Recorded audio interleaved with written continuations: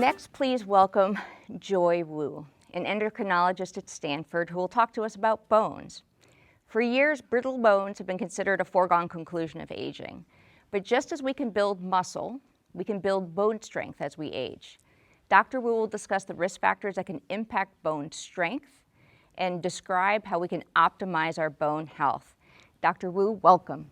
Thank you, Dr. Blomkans, for that introduction. It's great to be here. There's a common misperception that fractures have to be an inevitable part of aging, and I'm here today to talk about the things we can do to prevent that. Our bones do so much for us. They provide mechanical support, they protect our internal organs, they store minerals, secrete hormones, and help produce blood cells. As we age, the amount of bone that we have decreases. This can make bones more fragile and easier to break. This state of fragility is called osteoporosis and is very common. Half of women and about a quarter of men over the age of 50 can expect to experience a fracture due to osteoporosis in their lifetime. Sometimes these fractures can be devastating. Fewer than half of adults who suffer from a hip fracture ever walk independently today again. But with proper screening and management, we can prevent many of these fractures from happening. How can you know if you're at risk for osteoporosis and fractures? The risk factors include advancing age, low bone mineral density, low body weight, smoking, excessive alcohol use, a personal history of a previous low-impact fracture, or a parent who has had a hip fracture. Osteoporosis can also be brought on or accelerated by diseases such as rheumatoid arthritis or medications like glucocorticoids. The most commonly used screening test for bone density is called a DEXA scan. It takes 10 minutes, doesn't hurt, and involves minimal radiation, far less than if you were receiving an X-ray. Who should have a bone density test? Women over the age of 65, men over the age of 70 to 75, any adult who's had a previous low-impact fracture, or significant risk factors. So what can we do to improve our bone health? Let's start with the lifestyle interventions. First, we can ensure adequate calcium and vitamin D intake. Calcium is an important component of bone. It's part of the mineral that keeps bones strong. The recommended amount of calcium for most adults is in the range of 1,000 to 1,200 milligrams a day. This can be from diet, supplements, or a combination. Calcium-rich foods include dairy products like milk, cheese, and yogurt, dark green leafy vegetables, and there are fortified foods like cereal and juice. If you're unable to get enough calcium in the diet, perhaps due to lactose intolerance, or if you're on a vegan diet, then you can get your calcium through supplements. Then there's vitamin D, which is important for helping our bodies to absorb calcium.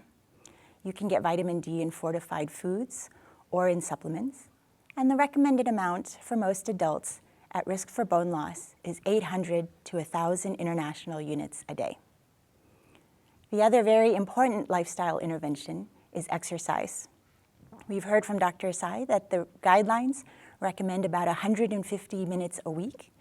I tell my patients to aim for 30 minutes a day of vigorous exercise. Specifically to help our bones, 2 to 3 times a week, that exercise should focus on strength training with weight or resistance. Balance and flexibility are also important. For some, the risk of fracture is high enough that even lifestyle measures will not be sufficient. That's when we have to consider medications for osteoporosis.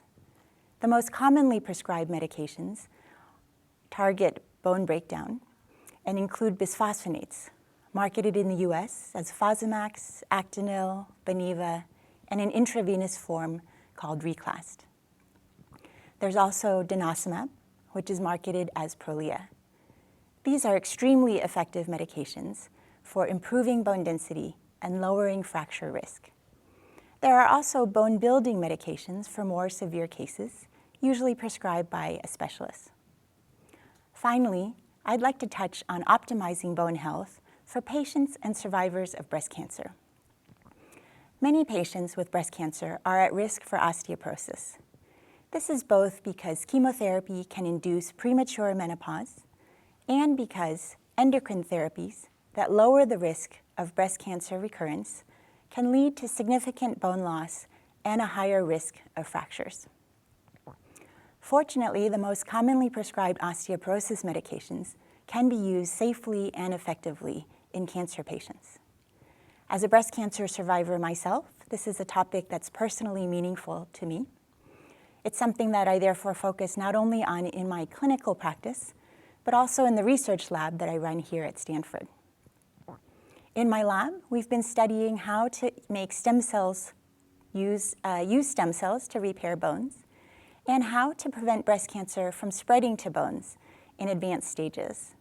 For example, we found that recombinant parathyroid hormone, which is approved for the treatment of osteoporosis, can decrease bone metastases from breast cancers in mice.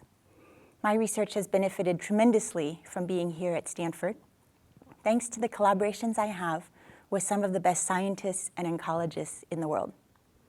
So my final take-home message, don't assume that bone loss and fractures are an inevitable part of aging. We have effective treatments to improve bone strength, so talk to your doctor about getting screened. For women, if you're over age 65, or younger, if you have risk factors such as a previous fracture or medical conditions or medications associated with bone loss. Thank you. Thank you. And it's great to know that bone density is somewhat in our control. Absolutely. So we have a few questions that were submitted. So you talked about some of the treatments for osteoporosis, but there's also a lot of anxiety and confusion over the safety of these medications. So as a patient considering these medications, what might be some strategies to maximize the benefits and minimize the harm? That's a terrific question and probably the most common that I get in my clinic. So used properly, medications for osteoporosis are extremely safe and effective. For the bisphosphonates, as long as you're not at extremely high risk, it's generally recommended that we consider a drug holiday after about 5 years of treatment. And by a drug holiday, I mean stopping the medication for 1 to 2 years. This allows the risk of some very rare side effects to return to baseline so that we can safely restart those medications, and that way we can maximize the benefit while we minimize the risk. For denosumab, it's a little bit more complicated. Long-term denosumab use also carries some rare side effects, but it's important to know that denosumab cannot be stopped abruptly because there can be a rapid rebound loss of bone. So if you're thinking about stopping denosumab, it's important, if possible, to switch to a bisphosphonate first for at least a year. Okay, great. Thank you very much. Can you talk about supplements and how they improve bone health? Because the racks on the store are just bewildering. They go on forever. Oh, so. I know. There are so many kinds on the shelves. It's overwhelming. So let's start with calcium. For most people, I recommend calcium carbonate. You can find that under brand names like Oscal or Tums. The most important thing is to check the label for the amount of elemental calcium. Most people need about 1,000 milligrams a day, but our bodies can only absorb maybe 500 to 600 milligrams at a time. If you're taking acid-blocking medication, like a proton pump inhibitor or an H2 blocker for reflux disease, then you'll want to take calcium citrate, which doesn't depend on acid to be absorbed. There are other kinds of calcium supplements out there, so again, the most important thing is to check the amount of elemental calcium on the label. For vitamin D, most people need about 800 to 1,000 international units a day. This can be in a once-a-day pill or in a combination. So some people have vitamin D in their calcium supplements or a multivitamin, and you just want to add up the total. Some people do take medications that rev up the metabolism of vitamin D, so they may need higher doses. And you can take vitamin D2, which is a plant-based supplement, or vitamin D3, which is the same version that we make in our own skin in response to sunlight exposure. Okay, thank you. And how do medications like hormone replacement therapy and chemotherapy affect our bone health?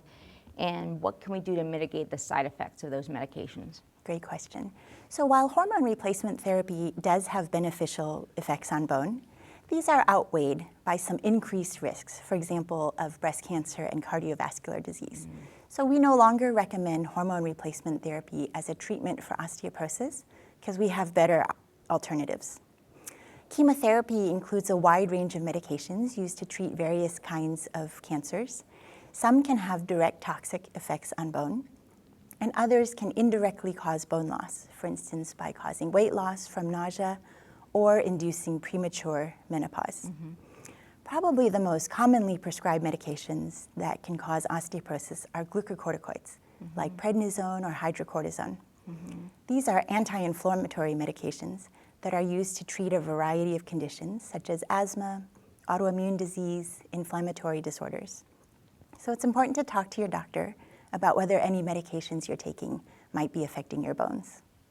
So what I'm hearing you say is that even though if you might have to take medications for another condition that might affect your bone health, there are ways to balance Absolutely. those things Absolutely. so that you can still treat your Right. bones and whatever this condition If those is. medications are essential, then we can work with your other doctors to come up with a plan to protect the bones and get you the most benefit from those other medications. Fabulous. Excellent. And what type of exercise is best to strengthen our bones? Walking, weightlifting? Yeah, so as we've heard already, there's so many benefits to exercise. And I recommend about 30 minutes a day. I think it's important to find something that you'll enjoy and that you'll do. So that can be walking, running, swimming. 2 to 3 times a week, we want to focus on strength training to build our bones and our muscles. And again, there are many options. This can be resistance bands, it can be free weights, it can be weight machines. Right now, a lot of us are avoiding the gym because of the pandemic. So online videos that you can do at home are a great resource. The general idea is to work out all the major muscle groups, both upper body and lower body. And unfortunately, it has to be challenging. Challenging. Okay, great. And I've heard, does it have to be high impact? It does not. There are low impact ways to build strength. Okay, wonderful.